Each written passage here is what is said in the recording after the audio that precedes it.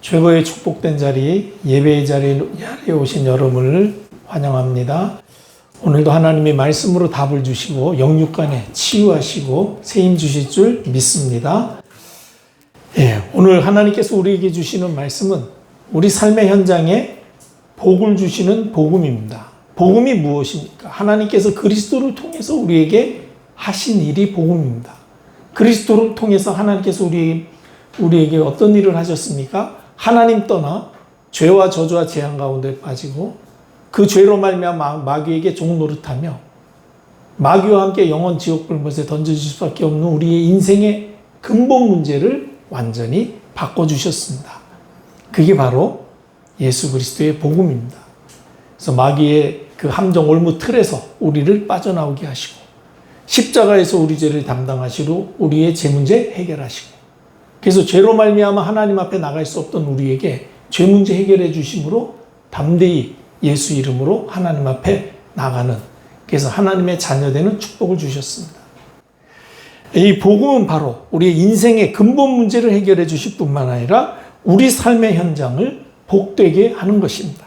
그래서 오늘 하나님께서 우리에게 삶의 현장을 복되게 하는 것은 복음이다 말씀을 주시는 것입니다.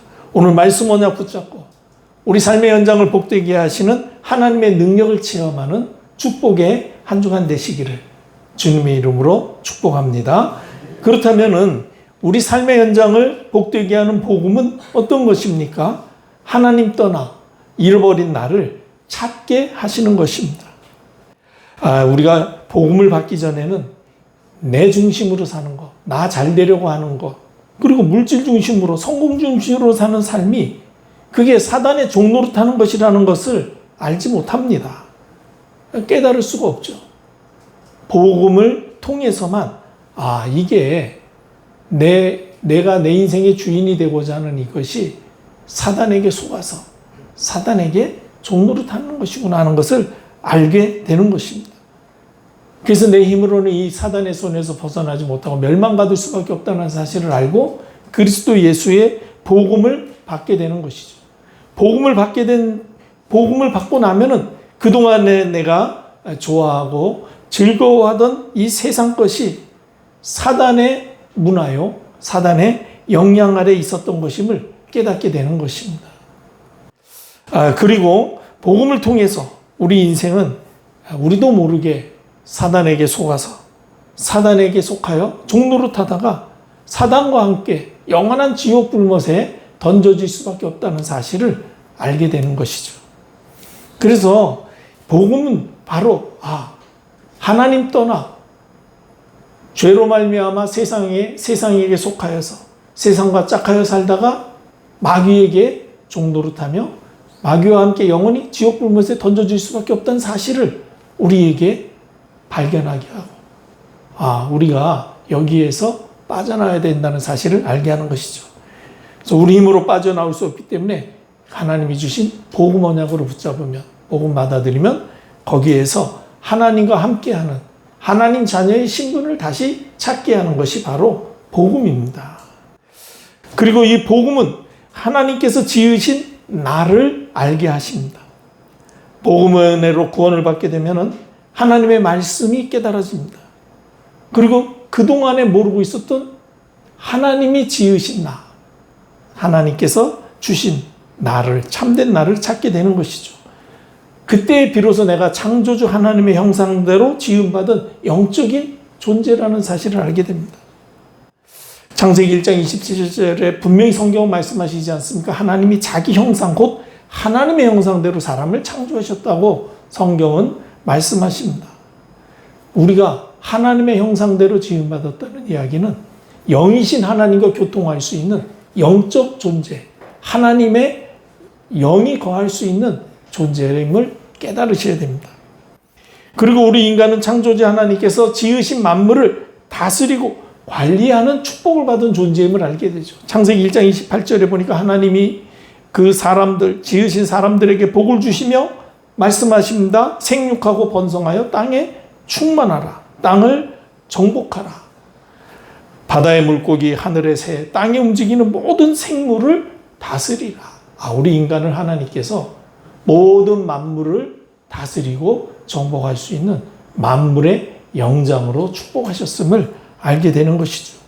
우리가 영적인 존재일 뿐만 아니라 세상 만물을 우리가 관리하고 움직일 수 있는 존재라는 사실을 깨달아야 됩니다. 그리고 이렇게 하나님이 우리를 하나님 형상으로 또 하나님이 지으신 모든 만물을 다스리고 움직이게 하시는 이유는 그걸 통해서 하나님께서 찬송과 영광을 받으시기 위하심임을 알게 되는 것이죠. 이사야 43장 21절에 보니까 이 백성은 내가 나를 위하여 지었나니 나를 찬송하게 하려 함이라. 우리는 하나님을 찬송케 하려고 지음받은 존재임을 믿으시기를 바랍니다. 그리고 요한복음 4장에 예수님께서도 말씀하셨죠. 23절로 24절을 보면 아버지께 참되게 예배하는 자들은 영과 진리로 예배할 때가 오나니 이때라 하면서 아버지께서는 자기에게 이렇게 예배하는 자를 찾으신다. 하나님께 영광 돌리는 예배자를 찾으신다는 것이죠. 하나님은 영이시니 예배하는 자가 영과 진리로 예배할지니라 말씀하셨습니다.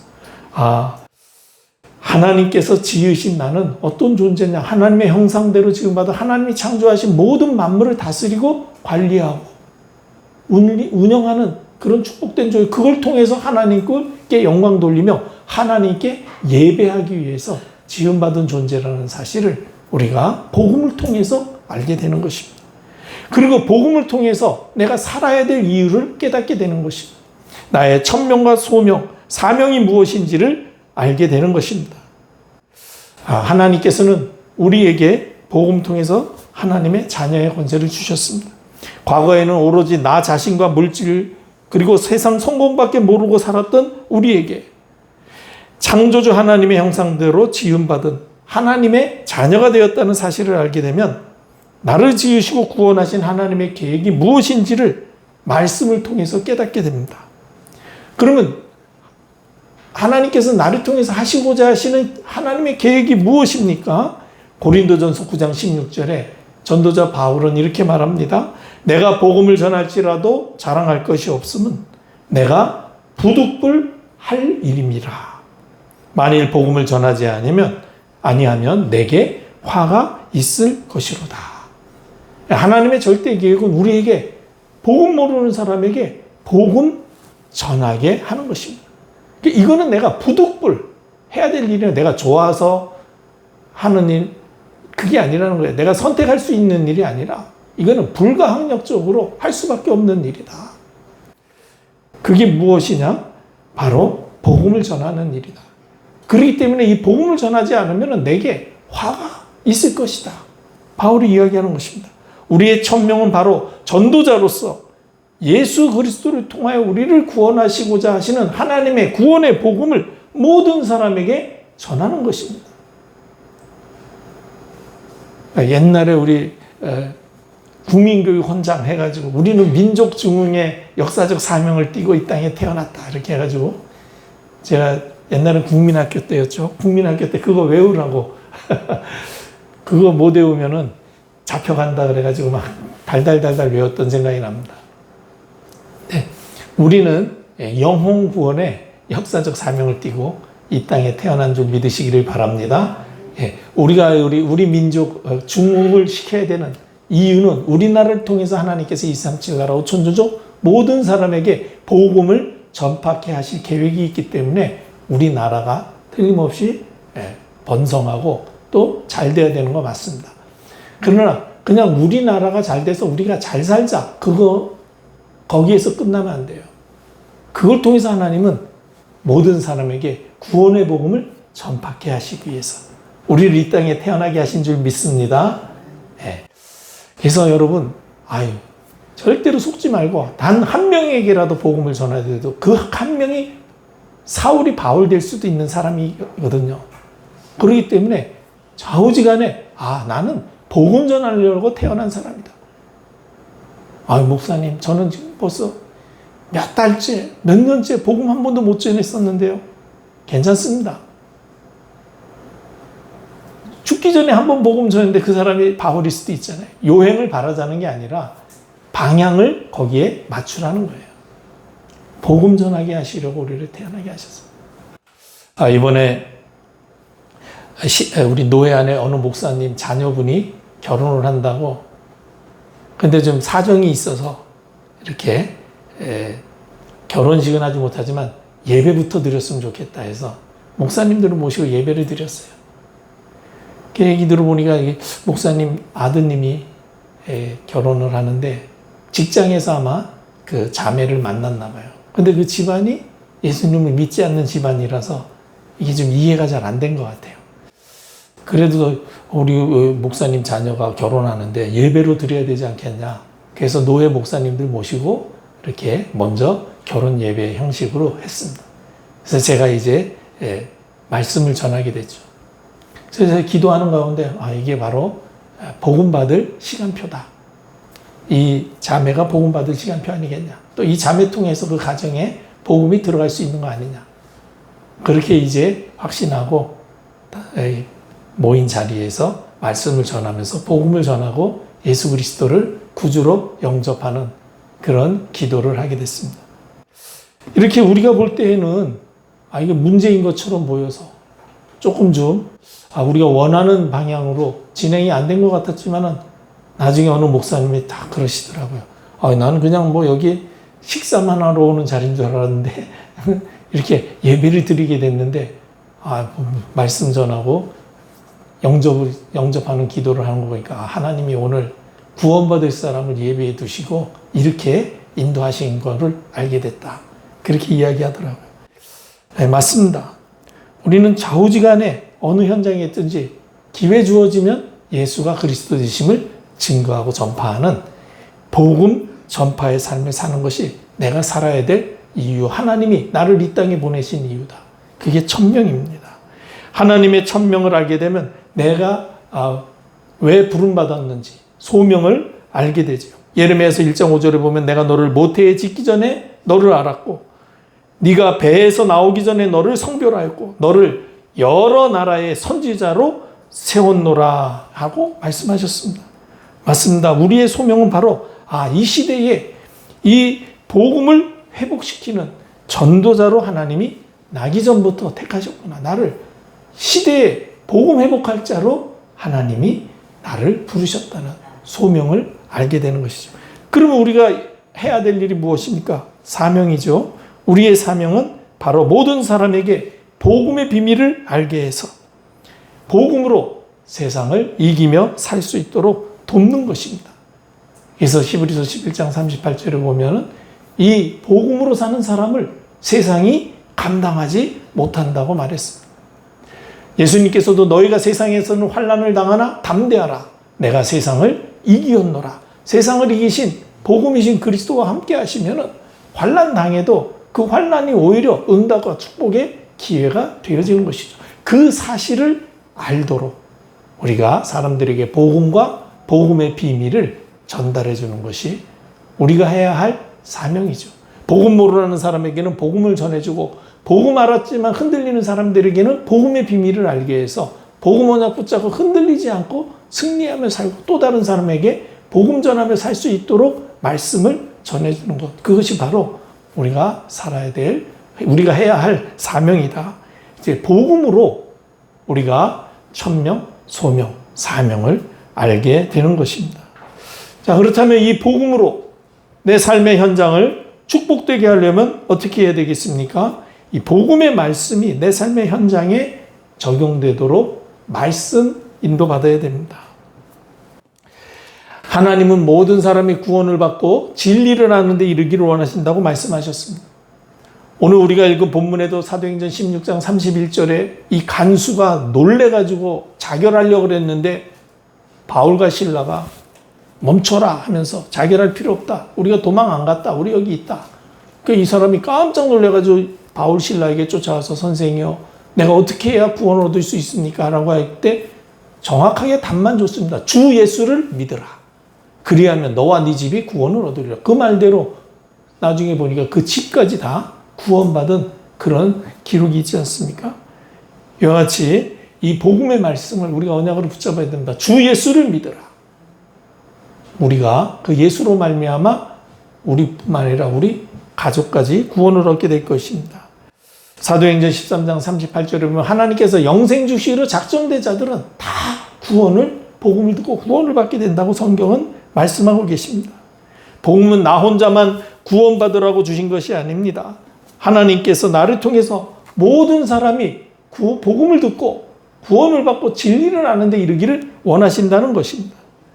이 복음을 전파했을 때 이방인들이 듣고 기뻐하여 하나님의 말씀을 찬송했다 그랬습니다. 그랬더니 영생을 주시기로 작정된 자는 다 이 복음을 통해서 믿고 구원받게 됐더라는 것입니다. 이와 같이 하나님이 우리에게 주신 이 복음의 말씀을 통해서 현장에 사람들을 보게 되면은 하나님께서 구원 얻기로 작정된 사람이 보여지게 되어 있습니다.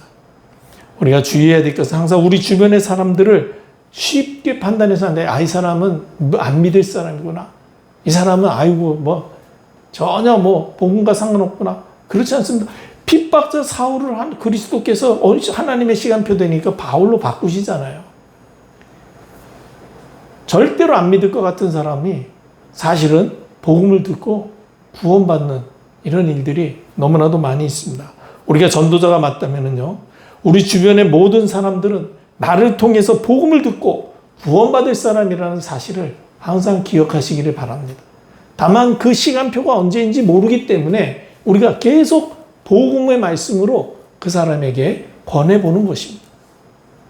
절대로 속지 마시고 한 번, 두 번 얘기했더니 안 믿었다고 저 사람은 안 믿을까 그러지 말고 기회 주어지는 대로 담대하게 복음을 말해보시기를 바랍니다. 이런 사실을 아는 사람은 복음의 눈으로 모든 것을 진단합니다. 그리고 복음의 눈으로 선택하고 헌신하는 삶을 살게 되어 있습니다. 그때 하나님께서는 복음의 말씀을 적용하는 우리 한 사람을 통해서 현장 복음화의 문을 반드시 열어주실 것이다. 어쨌든 기도하시면서요, 하루에 한 번이라도 그리스도를 말해볼 수 있도록. 여러분, 하루에 한 번 말하는 게 쉽지가 않습니다. 마음 먹고 해도. 왜냐면 하루에 한 명도 안 만날 수도 있어요. 살다 보면. 또 만나도 이렇게 이야기할 수 있는 그런 입장이 안 되는 경우들이 많이 있습니다. 그러나 기도하세요. 하나님, 오늘 혹시 나에게 복음 말할 기회가 주어진다면 담대히 예수님이 그리스도이심을, 당신도 그리스도 예수를 구주로 영접하면 하나님의 자녀 될 수 있음을 말하는 날이 되게 해달라고 기도하시기를 바랍니다. 그리고 우리가 이 복음으로 우리 삶의 현장을 축복되게 하기 위해서는요, 현장에 각인, 뿌리, 체질된 것이 무엇인가를 볼 수 있어야 합니다. 하나님의 말씀을 통해서 현장의 사람들을 보면요, 대부분 사람들이 상실한 자기를 전부인 줄 알고, 사실은 하나님 없이 사는 그것이 자기를 상실한 거거든요. 근데 그게 인생의 전부인 줄 알아요. 하나님만 없는 겁니다. 생명만 없는 것이죠. 그러면서 살아가는 것입니다. 그래서 자기 중심으로 사는 거, 자기를 위해서 사는 거, 자기 위주로 모든 것이 되어져야 된다는 것을 당연하게 생각하면서 사는 그런 사람들이 지금 현장에 너무 많습니다. 그게 그냥 아예 각인되어져 있어요. 자기 중심으로 살아야 되는 것이. 그리고 사람들은 누구든지 자기에게 손해가 되면은 전부 다 싫어합니다. 왜 그렇습니까? 물질 중심의 삶을 살기 때문에 그렇습니다. 물질이 있어야 되고 물질이어야 된다고 생각하는데 그 물질에 손해나 피해가 온다고 생각하면은 아무도 그거를 받아들이려 하지 않는다는 것이죠. 물질 중심의 삶이 완전히 뿌리 내려져 있기 때문에 그래요. 그뿐만 아니라 거의 모든 사람들이 영적 세계에는 전혀 관심이 없고 눈에 보이는 세상 성공만 쫓아가는 인생을 살아가고 있어요. 한마디로 말해서 세상 성공 중심의 삶이 그냥 아예 체질이 되어져 있습니다. 이런 사실이 우리에게 보여질 때에 진짜 현장에는 복음이 절대적으로 필요하구나. 복음의 필요성을 알게 되고 복음의 필요성을 알게 될 때 우리가 복음을 전해서 이 현장을 복되게 할 수 있는 것입니다. 우리가 복음을 전하는 것이 우리 삶의 현장을 복되게 하는 유일한 길임을 믿으시기를 바랍니다. 그리고 우리가 우리 삶의 현장을 복되게 하기 위해서는 어떻게 합니까? 현장의 역사는 사단의 존재와 전략을 알고 절대로 속지 않아야 됩니다. 그리고 사단의 괴계를 물리쳐야 됩니다. 사단의 최고의 주특기가 무엇입니까? 거짓말입니다. 왜 거짓말합니까? 속이려고 거짓말하는 거예요. 속일 이유가 없으면 거짓말 안 하잖아요. 왜 거짓말하냐면 그 사람을 속이려고 하는 거거든요. 요한복음 8장 44절에 보면 너희는 너희 아비 마귀에게서 났으니 너희 아버지의 욕심대로 너희도 행하고자 하느니라 하면서 그는 처음부터 살인한 자요 진리가 그 속에 없으므로 진리에 서지 못하고 거짓을 말할 때마다 제 것으로 말하나니 이는 그가 거짓말쟁이요 거짓의 아비가 되었습니다. 사단은 거짓이 자기 것입니다. 그래가지고 거짓말이요 거짓말쟁이요 거짓의 아비가 되었습니다. 근데 우리가 거기에 속해 있으니까 같이 거짓말하면서 속는 인생을 살게 되는 거예요. 사단은 인류의 첫사람 아담을 넘어뜨릴 때에도 거짓말을 통해서 아담을 속여서 그래가지고 아담으로 하여금 하나님의 말씀을 불순종하여서 죄짓게 만들어서 완전히 아담의 인생을 타락시키고 실패시키지 않았습니까? 그래서 우리의 영적 싸움은 속고 속이는 싸움입니다. 속느냐 속지 않느냐의 싸움이에요. 사단은 우리를 끊임없이 속이는 것이 거기에 속으면 안 되죠. 우리가 속지만 않으면 마귀는 절대로 우리를 이길 수 없습니다. 그 사단은 어떻게 우리를 속이고 넘어뜨리려고 합니까? 사단은 우리의 연약함과 또 우리의 안 좋은 환경, 또 우리 주변 사람들을 통해서 우리를 자꾸만 속이려고 합니다. 그래서 성도님들이 잘 속는 게 내가 뭐 할 수 있는 게 뭐가 있어? 내가 나 같은 사람이 뭘 할 수 있겠어? 절대로 속지 마시기를 바랍니다. 나는 할 수 없지만 내 안에 보배로우신 그리스도께서 우리의 주인 되어 주셨습니다. 그래서 그리스도께서 우리를 통해서 일하시겠다고 하셨어요. 그래서 내가 하려고 하지 말고 내 안에 계신 그리스도께서 나를 통해서 역사해 주옵소서. 기도하시기를 바랍니다. 나는 약하고 부족합니다.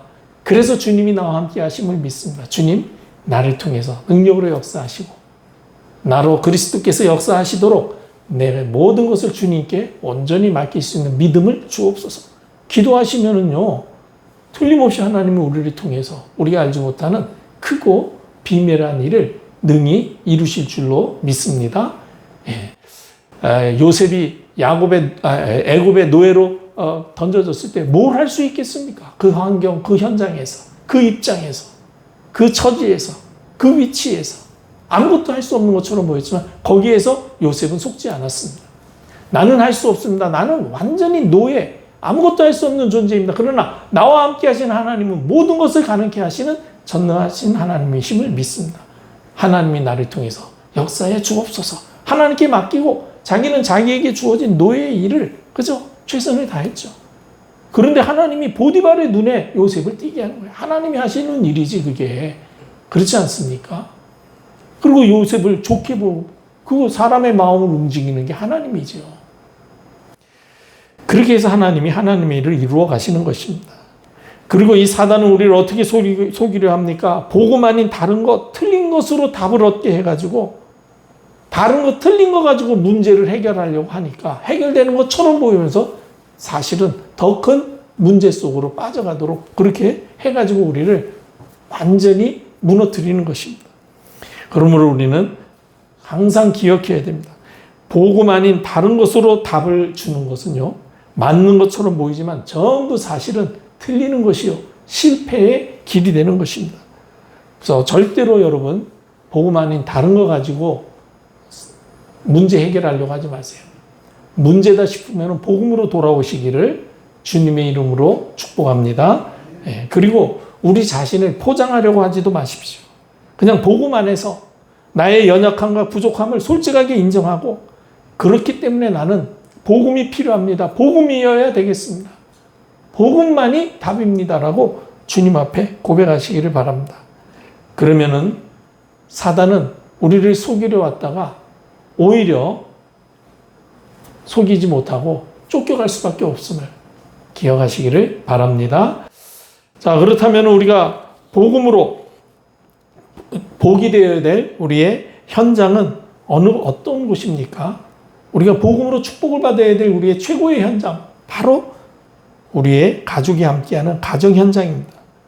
우리 인생은 가정을 기반으로 살아가도록 하나님이 허락하셨습니다. 그렇기 때문에 아무리 사회생활이 잘 돼도 사람들에게 인정받고 칭찬 들어도 가정에서 가정 구성원에게 인정받지 못하면은 그러면은 사실은 불행한 인생이 되는 것입니다. 그래서 성경은 말씀하시기를 주 예수를 믿으라. 그리하면 너와 네 집이 구원을 얻으리라고 말씀하셨습니다. 그리고 16장 34절에 보니까 그 온 가족이 다 세례를 받고 그들을 데리고 자기 집에 올라가서 음식을 차려주고 그와 온 집이 하나님을 믿음으로 크게 기뻐했다. 그렇죠. 바로 복음으로 최고의 축복을 받아야 될 현장은 우리의 가정입니다. 복음의 명문 가문이 되시기를 축복합니다. 그리고 구원받은 성도들이 함께 교제하며 예배하는 교회가 바로 복음으로 축복받아야 될 현장이죠. 우리에게 가정만큼 소중한 곳이 바로 교회죠. 왜냐하면 구원받은 하나님의 자녀는 예배드리지 않고는 살 수가 없는데 교회는 바로 구원받은 성도들이 하나님께 예배드리기 위해서 모이는 성도의 모임이기 때문입니다. 그래서 교회 안에선 성도 간에 갈등이나 다툼, 분쟁에 속지 마시기를 바랍니다. 뭐 갈등이 있을 수 있겠죠. 또 다툼만 일어날 일이 있을 수 있겠죠. 또 분쟁할 일이 있을 수 있겠지만은 거기에 속지 마세요. 그래서 복음이 필요하다. 양보하시고 이해하시고 수용하시기를 바랍니다. 초대교회는 어땠습니까? 사도행전 2장 46절로 47절을 보니까 날마다 마음으로 같이하여 성전에 모여 기도에 힘썼습니다.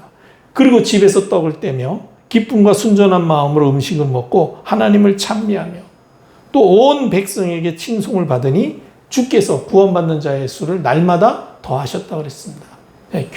교회에 모여가지고 함께 기도하고 원네스 되어졌죠. 그게 집으로 가가지고는 거기에서는 또 말씀 운동하고 떡을 뗐다는 이야기는 말씀 운동했다는 거예요. 그리고 하나님을 찬송하니까 그 증거를 보고 백성들이 칭찬하면서 그들을 보고 구원의 길로 돌아오게 되는, 그래서 날마다 구원받는 자의 수가 더하여지는 역사가 일어난 것입니다. 그리고 우리가 복음으로 응답받아야 될 우리의 현장은 어디입니까? 우리에게 주어진 우리 삶의 현장, 우리가 사는 지역, 우리가 하는 일, 우리의 업, 그렇죠? 우리가 가정에서 복음의 축복을 누리고 교회 강단에서 복음이 올바르게 선포되면 그 복음의 능력이 우리 성도들의 업과 일 현장에 전달되게 되어 있습니다. 이것이 바로 우리의 일과 업의 현장에서 누려야 될 축복입니다. 우리는 구원받은 하나님의 자녀입니다. 하나님이 우리와 항상 함께 하십니다. 내가 있는 일, 내가 있는 현장에서, 내가 하는 일을 통해서 보디발이 요셉을 보니까 하나님께서 형통케 하셔서 저렇게 축복되게 하는구나 인정했던 것처럼 우리의 하는 일, 업을 불신자들이 통해서 하나님이 함께 하시는 증거가 나타나서 불신자들이 보고 하나님이 축복하시니까 저렇게 되는구나 인정하고 우리를 찾아와 답을 구할 때 하나님 만나는 길 그리스도 예수의 복음을 증거하여서 우리의 일과 업의 현장이 그야말로 복음으로 축복된 현장이 되시기를 주님의 이름으로 축복합니다. 기도하겠습니다. 하나님, 복음은 우리 삶의 현장을 축복되게 하는 하나님의 능력임을 믿습니다. 복음 언약 붙잡고 복음의 말씀 따라 말씀 인도받으며 말씀 실천하여 우리의 가정을 복되게 하고 우리 교회가 참으로 행복한 교회가 되게 하시며 나 때문에 우리 삶의 현장이 복음으로 말미암아 흑암, 저주, 재앙의 세력이 꺾여지고 영생 얻기로 작정된 영혼들이 생명의 길로 나오는 생명 역사에 일어나 그야말로 우리의 일과 업, 우리 삶의 현장이 축복되게 하옵소서. 이 귀중한 일에 쓰임받는 복음의 사람 되도록 우리 모두를 복음으로 항상 충만케 하시고 우리의 인생이 복음으로 각인뿌리 체질된 복음의 인생 되게 하옵소서. 이제는 우리 주 예수 그리스도의 무한하신 은혜와 아버지 하나님의 크신 사랑과 성령의 내주 교통 충만하시니 말씀 붙잡고 현장으로 돌아가는 주의 백성들 머리 위에 이제와 영원토록 항상 함께 계실지어다. 아멘.